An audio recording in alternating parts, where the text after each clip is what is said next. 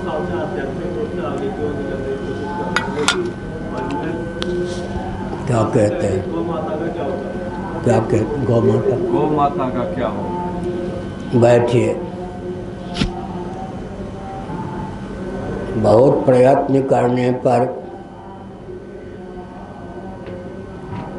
बीज की रक्षा ही हो सकती है। समग्र गोवंश की रक्षा तो तब होगी जब सनातन सिद्धांत के अनुसार शासन तंत्र होगा। कृषि विज्ञान, भोजन विज्ञान, ये सब, यात्रा विज्ञान। अब जैसे ट्रैक्टर का युग है, ट्रक का युग है, जीप कार का युग है, ऊंट बैल, क्या गधे खच्चर, इन सब की उपयोगिता यंत्रों ने ले ली या नहीं? तो हमने एक संकेत किया कि सनातन सिद्धांत के अनुसार शासन तंत्र हो, व्यक्ति और समाज की संरचना का प्रकल्प क्रियान्वित हो, तो समग्र गोवंश की रक्षा हो सकती है। अब कृषि में गोबर आदि का उपयोग है नहीं आजकल, प्रायः बैल का उपयोग है नहीं, बैलगाड़ी का युग प्रायः लुप्त है, सांड बैल का उपयोग है नहीं। तो जिसकी उपयोगिता को हम समाप्त कर देते हैं, महायंत्रों का जो प्रवर्तन होता है, जड़ वस्तु की उपयोगिता तो सिद्ध हो जाती है, चेतन प्राणियों की प्रजातियों का विलोप हो जाता है। महत्वपूर्ण तथ्य। प्राणियों के दो प्रभेद का वर्णन है महाभारत में। एक ग्राम्य पशु भी हैं, ग्राम्य गांव में रहने वाले प्राणी, एक वन्य, वन में रहने वाले, व्याघ्र इत्यादि वन में रहने वाले। उनका विलोप क्यों हो रहा है? वन ही नहीं तो वन्य प्राणियों की रक्षा कैसे होगी?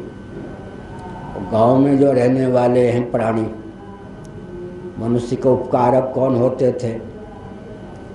हम चेतन से कार्य लेते थे और चेतन का पोषण करते थे। क्या बैल से काम लेते थे तो बैल का पोषण करते थे। अब क्या है, यंत्र से काम लेते हैं तो यंत्र का पोषण करते हैं। तो यंत्रों ने स्थावर जंगम प्राणियों की उपयोगिता पर पानी फेर दिया। स्थावर प्राणी वृक्ष इत्यादि हैं।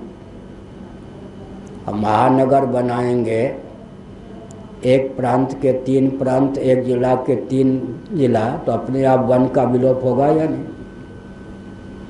तो भौतिक विकास की जो धारा है, उससे कोई भी सुरक्षित रह ले पाना कठिन है। गोवंश की रक्षा मठ मंदिरों के माध्यम से, वो भी अगर जर्सी गाय न पालें, जर्सी सांड न पालें तब।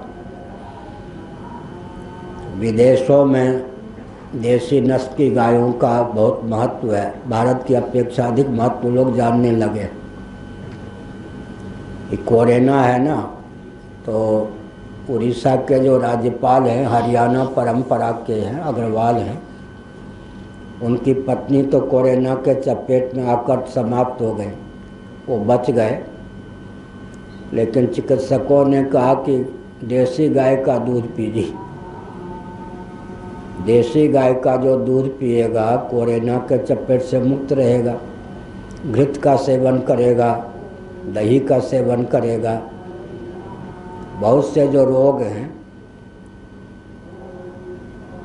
वे तो गोघृत, गोरस के द्वारा ही शांत हो जाते हैं। गाय ऑक्सीजन छोड़ती है, पीपल के वृक्ष भी ऑक्सीजन छोड़ते हैं। तो गाय का बहुत महत्व है। महात्म्य के बल पर आजकल गोवंश की रक्षा की जाने लगी। छत्तीसगढ़ में यद्यप कांग्रेस की सरकार है, लेकिन मुख्यमंत्री बहुत प्रबुद्ध हैं। उन्होंने ऐसे ईंट का आविष्कार किया गाय के गोबर से, जो न जले न गले। बहुत अच्छा काम किया। व्यक्तिगत रूप से वो भक्त होंगे तभी किया, हाईकमान तो जैसा है कांग्रेस का वैसे ही है। तो हमने एक संकेत किया कि आजकल उपयोगिता के बल पर गोवंश की कुछ रक्षा हो रही है, धर्म के आधार पर नहीं। और धर्म और उपयोगिता दोनों अगर माने तो पूर्ण गोवंश की रक्षा हो सकती है। इसके लिए कृषि आदि की प्रणाली जो कुछ आजकल चल रही है वो भूमि को बंजर बनाने वाली। तो